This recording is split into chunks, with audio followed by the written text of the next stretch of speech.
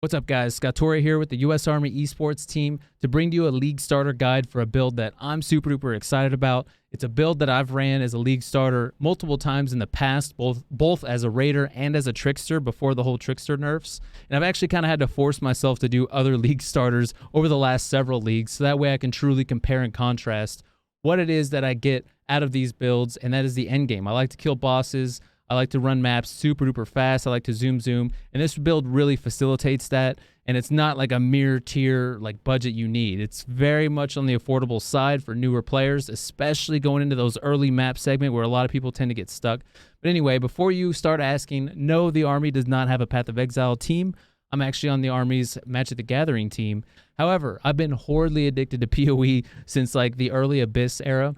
And I'm actually really excited to start bringing some PoE content to the channel. So if you do enjoy this video and you want to start seeing more PoE content from me, please let them know in the comments down below. And with that, if you have any kind of questions at all about this league starter guide, then by all means, ask them down below. Or if you even have any kind of input you would like to place in the comments, so that way people that are kind of looking for build starters that might be newer to the game, that may be something I didn't cover, let us know. I'll be down there answering questions or just straight up talking shop. Now, one thing that Caustic Arrow does shine above all others when it comes to league starters is that it can do all endgame bosses. Easy Uber Elder kill, Uber Etsiri, deleted, all delve bosses. I've done it all with this build. The only downside is I have not tested with the feared because I don't think this build quite has the damage for it. However, if you're going to be running the feared, then generally you have the currency to have a build that specifically can do that portion of the content. Anyway, without further ado, let's get right into it. So these are the topics we're going to be discussing in this video. It'll be split between two distinct segments, the leveling portion, then the endgame min-max. I will have timestamps in the video description down below for you to easily bounce back and forth between whatever particular topic you would like to either revisit or get more information on. All right, guys, let's go ahead and start off with our initial leveling tree. Now, those of you guys that are relatively new to Path of Building, and if you didn't know, down here at the bottom, you can actually have presets for a couple different trees. So, and we have our initial leveling tree. This is going to show us up to about level 32, give or take. And then our leveling tree number 2, which is going to show us how our tree should look if we don't have cluster jewels. And this should bring you to about like wider yellow maps, maybe even potentially reds, level 79. And then, of course, our min-max, our endgame tree, and how we really want it to look up to level 97. Technically, I'll get into that a little bit later. And then I'll also show you where you can go ahead and put those last 3 points if you do end up pushing this build to level 100. So let's go ahead and go back to our initial leveling tree. Now, it's very rare for me to actually bypass early life nodes like this because I like to be comfortable. I don't like to be super duper squishy. But being that we really can't get much damage from gear until I want to say it's level 40, give or take, most of our damage comes from the tree itself as well as gem levels. Now, with the big heavy nerf to support gems, that's going to be even more difficult for us. So we're going to go ahead and grab these early projectile nodes to include Aspect of the Eagle first. And then before we actually head toward this life wheel, I normally grab Method to Madness. Once again, kind of see how you're feeling at the moment. Throughout my last several play tests, I felt as though I really did need to head toward Method to Madness before Revenge of the Hunted. And if you do feel particularly squishy, then by all means, you can go ahead and grab Heart of the Oak as well. And then I go toward damage, life. Then I head upward, damage, life, damage. So like I said, we're really hungering for those that damage scaling. And then from that point, that's when you start heading toward the other half of the tree. Usually it's around Act 5, Act 6. So let's go ahead and head there.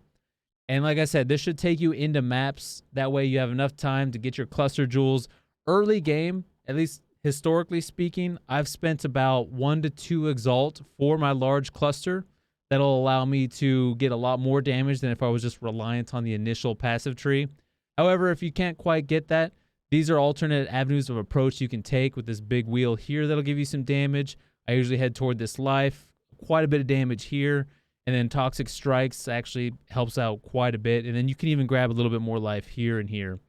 Now, with that, I do want to annotate that I would absolutely prioritize your cluster jewels as one of the first upgrades you get, because you do get quite a bit of damage very quickly from it for a relatively cheaper investment. Now, let's go into our ascendancy. With our ascendancy, I chose Raider because Raider is one of those skills, or excuse me, one of those ascendancies that allows us to have easy access to frenzy charges, as we can get them on hit or percent chance to get them on hit as well as on kill, and then scale damage per frenzy charge, which ultimately allows us to not require Feral's Fur and allows us to utilize uniques such as Cherubim's Maleficence, if I can pronounce it right, which is usually like a 2 chaos item, which ends up being our endgame chest piece. Super duper nice. It's 80% increased damage. I believe I have it right here.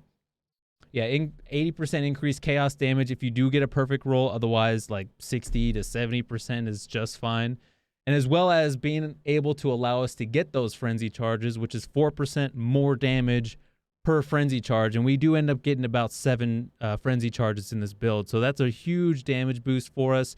Previously, it used to be Trickster. Trickster was the go-to for quite a bit of damage. However, I want to say it was 2 leagues ago. There was a pretty heavy nerf there. And I ended up going back to Raider. It's a lot faster. It's a lot zoomier. Clear feels amazing. And you also still have great boss damage. All right, so then let's go ahead and head toward our gem links. Now, with our gems, as I was saying before, we do end up utilizing Toxic Rain as well as Caustic Arrow. So when you first kill that initial boss there and you head toward Lion Eyes and you pick up your first gems, Caustic Arrow is among them. Usually I grab it and immediately start that leveling process. The next one you're going to get is a Mirage Archer, which is going to be following the medicine chest, and then Toxic Rain pre-Merveil. Now we do get Void Manipulation right after the ledge, and something I will heavily advise is while you're picking up magic items that are on the ground and are not ID'd, go ahead and vendor those so that way you can get 1 transmute orb, which will allow you to get an additional Void Manipulation. Now, I don't know how many of you guys out there are racers or try and go as fast as possible, but I usually tend to have notes like this so that way I can just kind of glance over and see what act I'm going to get something, who it's from, or like give or take what part of that act, and then how many I'm going to need, as obviously which gem it is, of course. So this is super duper handy. I would highly recommend just opening up a notepad, kind of lining up where you're going to get your gems, who's going to give it to you, how many you're going to need, etc.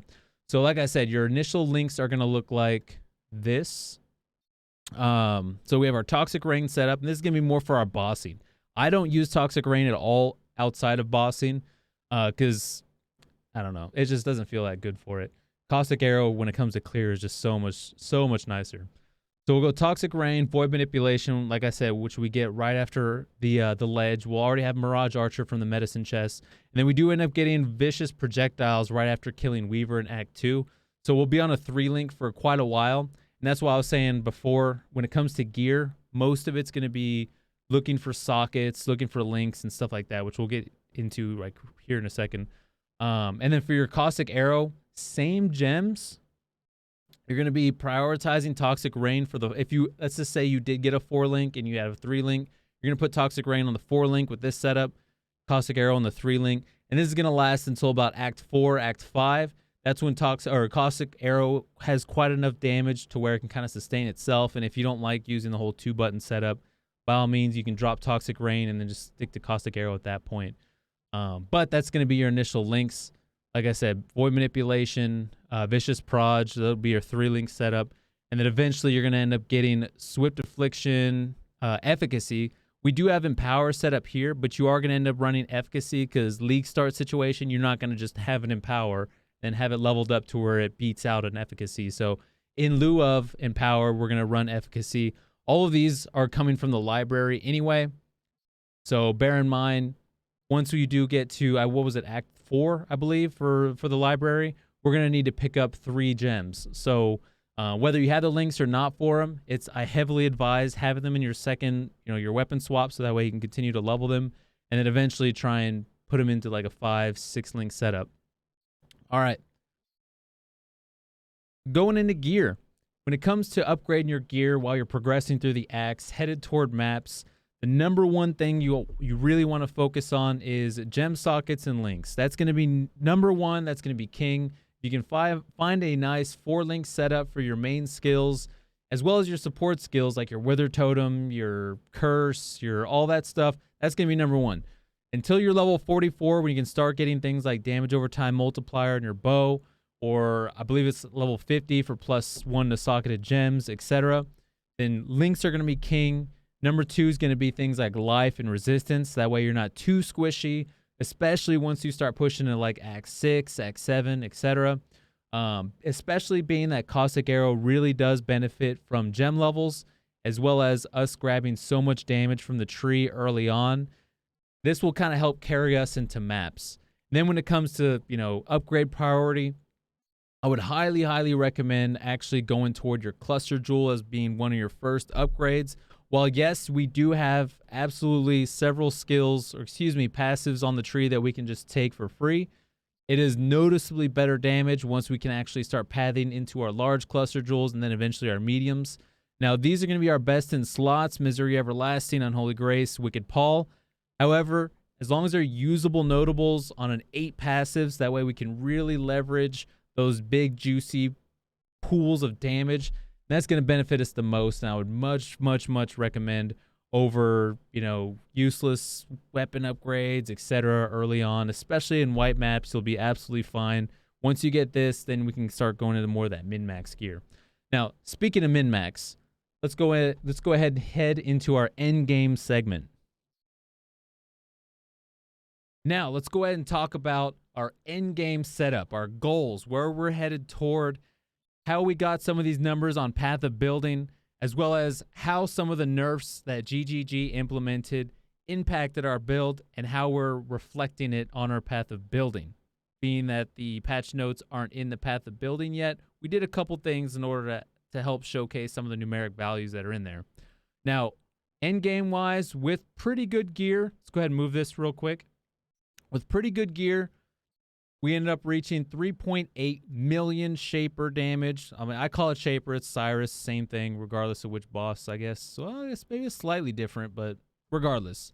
Cyrus damage. And we've got very minimal stuff checked here. So withered stacks, we do use wither with multiple totems, spell totem, which we can easily hit 15 stacks, no problem on a boss. You run into a boss room, you drop your totems, boom. They drop wither on them, and it reaches max stacks super duper fast. We also run Aspect of the Spider. Just being around the boss, you'll hit 3 stacks really quickly. And then we check frenzy charges because we do have frenzy charges on hit. Easy. And I don't check anything else. So I try to keep this as minimal as possible. Also with our flasks, yes, in here I have Bottled Faith. Like, I know the whole rework of flasks, we'll get into that toward the end of this video a little bit more so on kind of our selections, etc. But I'm not going to go ahead, I'm not going to check any of this. So 3.8 million Shaper with none of this checked. I also went ahead and took out the Abyssal Jewels. I actually imported this character from one of my previous Caustic Arrow builds, especially because all of the items are still absolutely usable and makes it obviously huge damage. And none of these are Maven Orbed. So I don't have any elevated mods on any of this gear. So we'll get into that segment on how to go about crafting this and how to obtain it without harvest. If you do happen to get Abyssal sockets, this is, I mean, I mainly use the eye jewels to kind of help fix my attributes and some of the resistances. With a little bit of damage, you can get some damage from your Abyssal jewels. I think a couple of these do have some, but either way, I unallocated these so that way we can get true numbers and actual doable numbers, right? So let's go back to our tree. So as you can see here, we do end up going back toward our life nodes. I like to be a little bit more on the thicker side when it comes to for survivability. 6.1k life sounds great to me. Now, if you do happen to get those Abyssal sockets on your gear, like I said, it's very, very doubtful. But if you do happen to get those, then you can absolutely scale up to, 6.7, etc. But I like to path toward these. If you do want to squeeze out more damage, you don't really care about being squishy, then you can go ahead and bypass it here and allocate those nodes more toward things like Toxic Strikes. You can go ahead and grab Deadly Draw. And those are probably going to be your 2 key points. Being that you only get, two passives out of that. You can even get a little bit more survivability here. So it's completely up to you. And then we're also using things like Thread of Hope. So that way we can go ahead and grab Discipline of Slaughter, which is 8% increased damage per frenzy charge. Being that we are at 7 frenzy charges, right here. Boom. 7 frenzy charges. That's quite a bit of damage. Now, fun fact, those of you newer players out there that weren't aware of this, if you were not using a stance skill, like the Blood and Sand skill gem, or like, reserves mana, your character is inherently by default in Blood Stance. So we go ahead and take Versatile Stance here for 30% increased damage. Go ahead and grab Fury Bolts, and then obviously 8% increased life, 24% evasion there. So boom, damage, great life nodes from Intuitive Leap, Thread of Hope. Our Intuitive Leap is going to be here, so that way we can not only get Chaos multi, but Method of Madness pretty easily. And then more importantly, we're able to get these reduced mana reservation. This allows us to utilize things like Malevolence, Aspect of the Spider, and Clarity. Now, Clarity is one of those gems that I do end up running more so for comfort.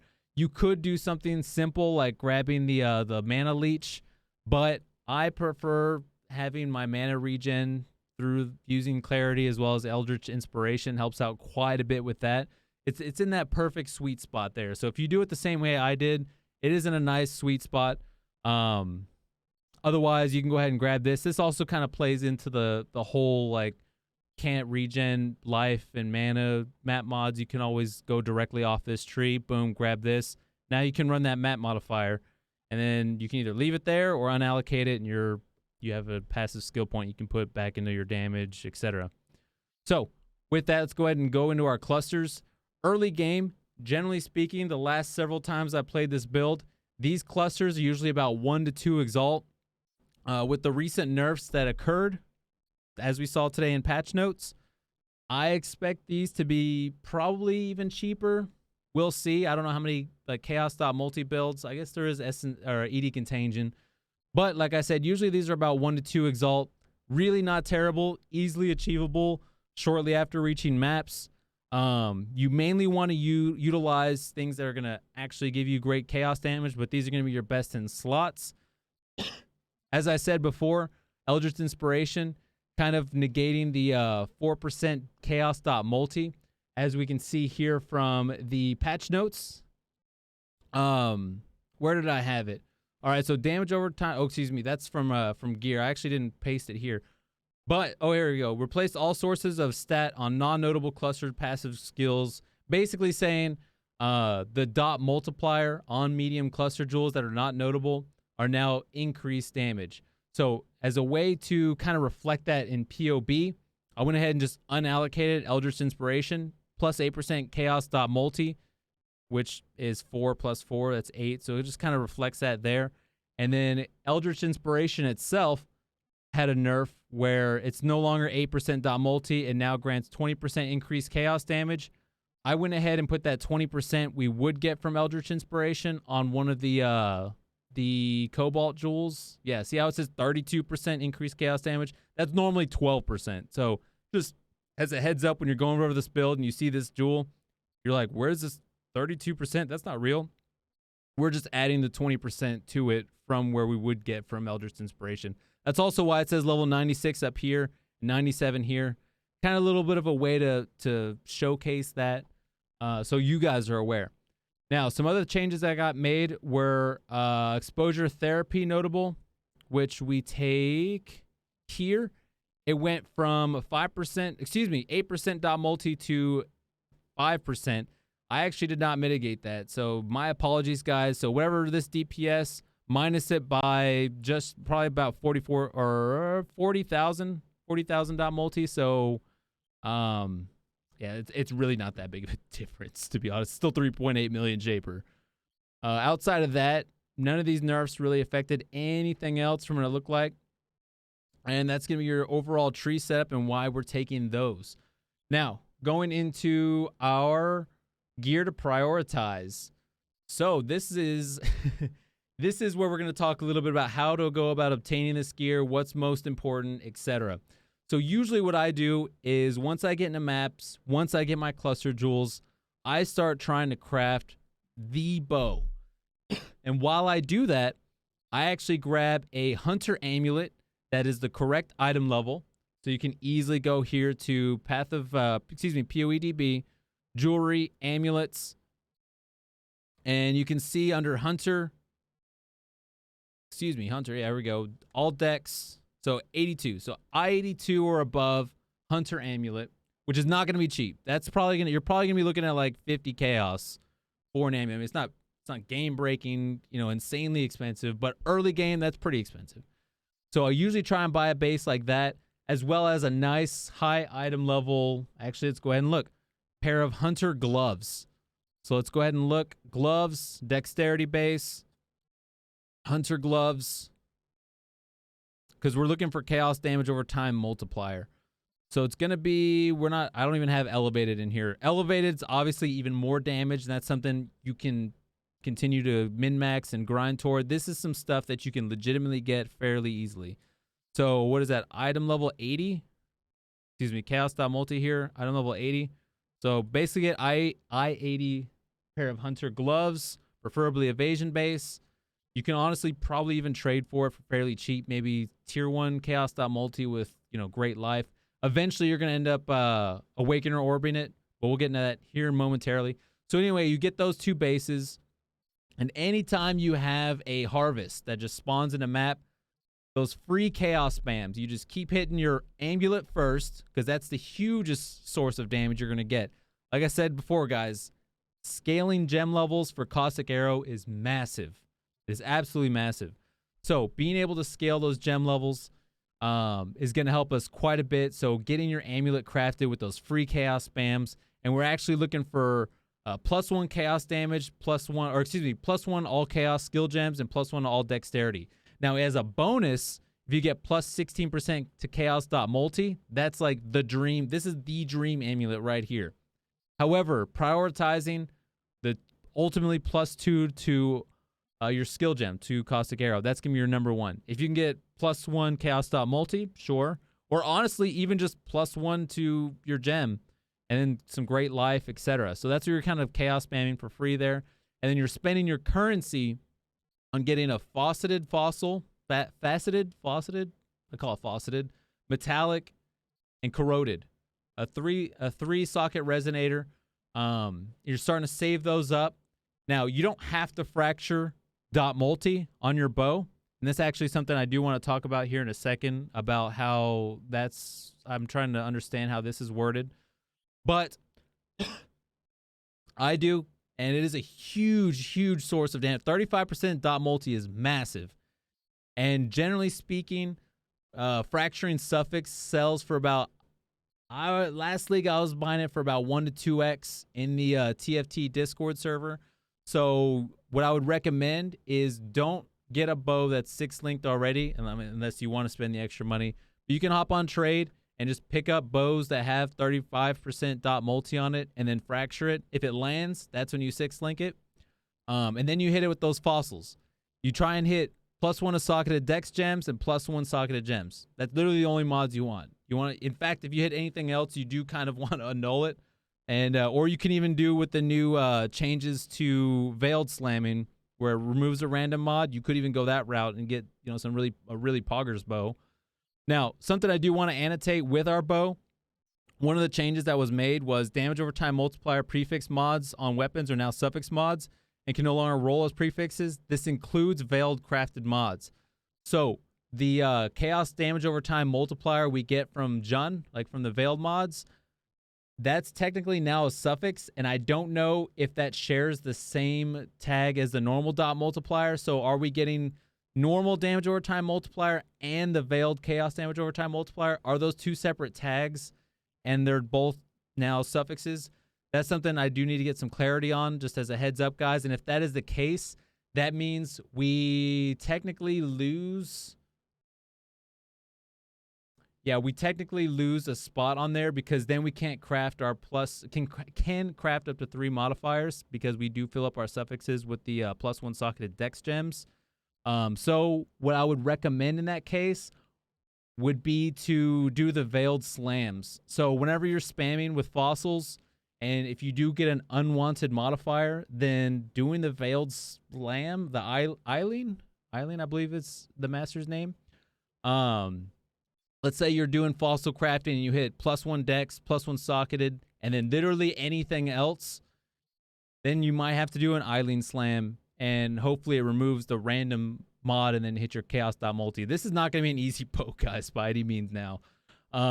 Alternatives. Some alternatives you could do is just +1 socketed gems, +2 to bow gems, and then craft the chaos.multi. So like I said, this is going to be your biggest craft, and this is where you're going to be dumping most of your currency. And while you're making currency to dump into your bow, that's when you're crafting your gloves and your amulet on the side. So that's one of the things I kind of wanted to really hit up on. Now, one of the reasons why we don't have Witchfire Brew in here is because they just straight up remove the dot multi as a heads up. When it comes to gear, and generally speaking with chaos damage over time builds, you generally use Witchfire Brew. However, they just straight up removed it. So we went ahead and took it off our list. All right, and then finally, when it comes to gear, our Watcher's Eye. This is like our goals, right? So damage over time multiplier, while affected by malevolence, is the mod we want. I do have the non-channeling have -7 since we do run clarity anyway, and it also kind of really helps our mana situation quite a bit. That was just a really lucky drop when I got this one. But that's the goal mod. That's like the main mod we want on it. If you get something else like the dash one or something like that, then great. Anything that's usable as a second mod is great. But the dot multi one is that's the juice. That's what you're really looking for right there. Now, let's go into the changes to skill gems. I know I didn't put it on the initial outline, like the table of contents, but it is something I want to talk about and how we went ahead and showcased and reflected the changes that happened nerf-wise. So, I have here written in my notes from when they released the patch notes, things like void manipulation. The way you're reading this is how it was, this is how it is now. This is how it was, this is how it is now. So, whenever you're looking at this, the POB, I have 2 sets of Caustic Arrows here. So, the first one is if we got Awakened Gems. Now, I put the price on here for around league start time on how much the Awakened variant of these were this past league. So, they're very much achievable. 30 Chaos for the Awakened Void Manipulation, 60C for Swift Affliction, 60C for Vicious Proj. So, these are very much reachable. So, considering using your Awakened Gems is not out of the realm, so I went ahead and put those in here. But if you don't want to invest in those, I have the second setup for if you were to just get a level 20 support gem for these. Now, the way I calculated it is having the gem level be, I don't know why this keeps popping up, but the gem level be what it would be on the new section. So let's go ahead and go into here. So, all right, so now let's look at Vicious Proj, right? So the Awakened Vicious Proj maxes out at level 54. So Vicious Proj at level 15, I guess it is technically in the weapon, which gives us more levels. So let's take it out of our weapon. Level 54. And that actually really showcases the power of scaling your gem levels. So back in our weapon. Now, one of the things I do want to be cognizant of is we don't have the numbers for how the gems level per se. So getting these added levels from like the weapon itself, the +4 levels, I don't know how that's actually going to scale in game. Like, so technically a level 19 in this case. I don't know how that's really going to look. We actually may be overshooting it just a little bit, so we could even drop this a couple more. But we're really not losing too much to where it's super duper detrimental. I did put the numbers here, Awaken versus normal. 40% more damage lost from just normal gems.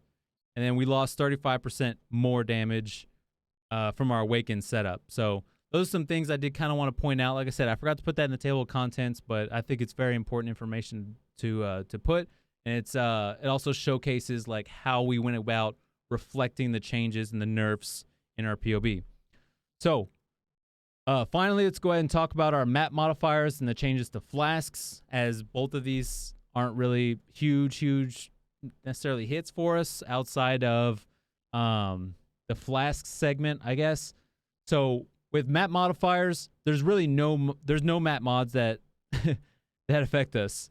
I mean, technically, no regen maps are a bit of a pain, but you can go ahead and just take this node right here that's directly off of our tree, our branch here, and it completely mitigates that map mod. So boom, you get this, negates it, or just use a flask or a hybrid flask or whatever.